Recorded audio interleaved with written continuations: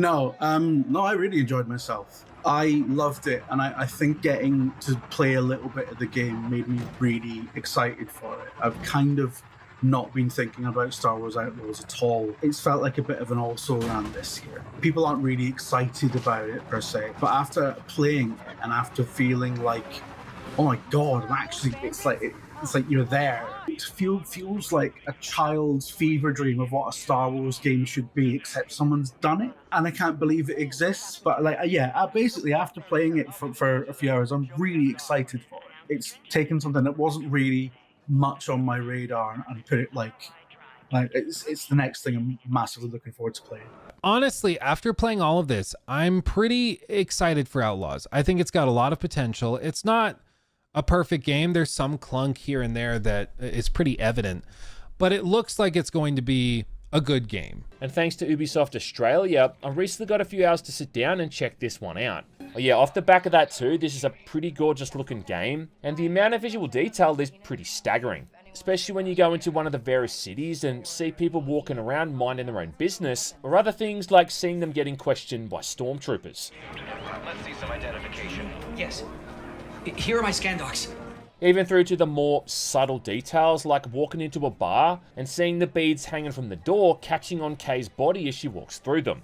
Or the way the grass and the trees sway in the wind when you're out in the middle of nowhere during those quieter moments. And look, I know it's popular to hate on Star Wars these days, as much as it is popular to hate on Ubisoft for whatever the latest reason of the week is. But I do think that Massive Entertainment are really cooking something pretty interesting here. Enough lying. The line is through.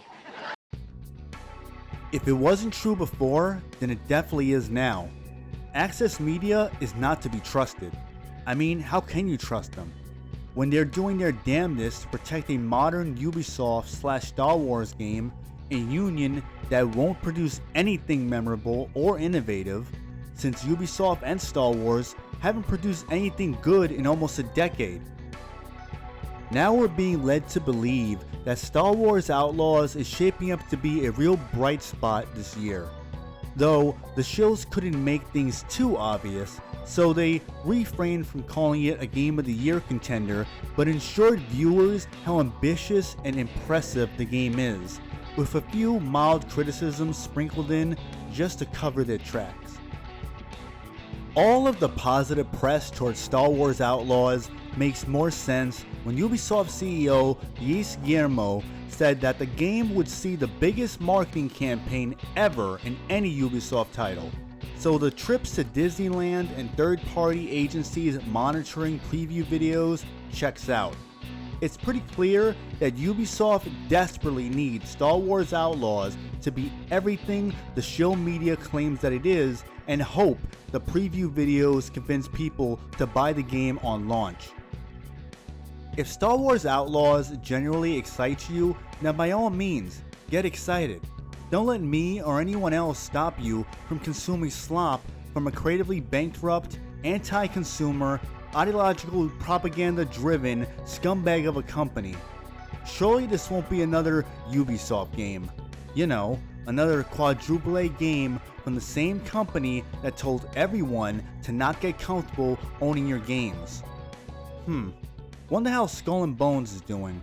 Surely everyone is still playing that 2024 banger of a game that will be added to the list of yet again another great year in gaming.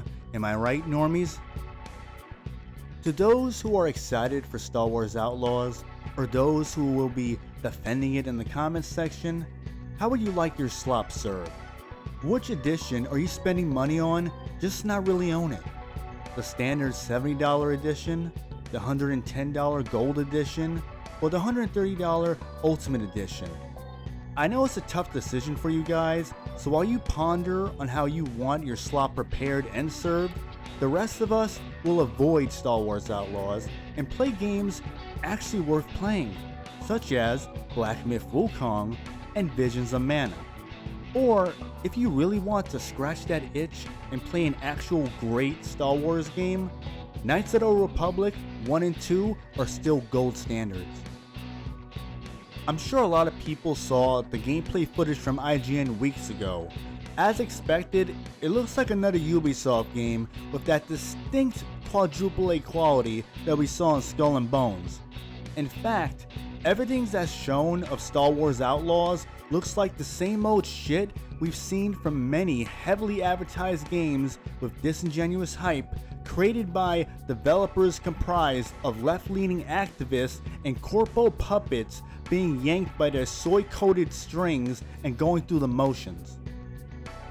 The gameplay looks like the usual generic third-person shooter with shoehorned stealth mechanics set in an unremarkable open world cluttered with the tried and true enemy bases to take out, featuring a bland, effeminized female protagonist that looks like Stoop Kid from Hey Arnold that has to talk out loud every 10 seconds, and seeing how the enemy AI functions and nonsensical ways or square-jawed strong independent female dispatches enemies, I can see why the Shill Media will be running damage control for this Ubisoft original. I think it's fair to say that no review for Star Wars Outlaws that comes out days before launch or on release day should be trusted. The Access Media have been bought out long ago. Just that nowadays, the proverbial curtain has been pulled back and they aren't very good at hiding their intentions. So why should anyone continue to act naive to what these clowns do? Ubisoft are serving you slop. You can continue to eat out of a pig's trough with all the other overhyped, ideological, modern day, quote unquote bangers, or you can develop some standards and not let Access Media shills gaslight you into wasting time and money on slop. Oh, very well, it's time for your bribe.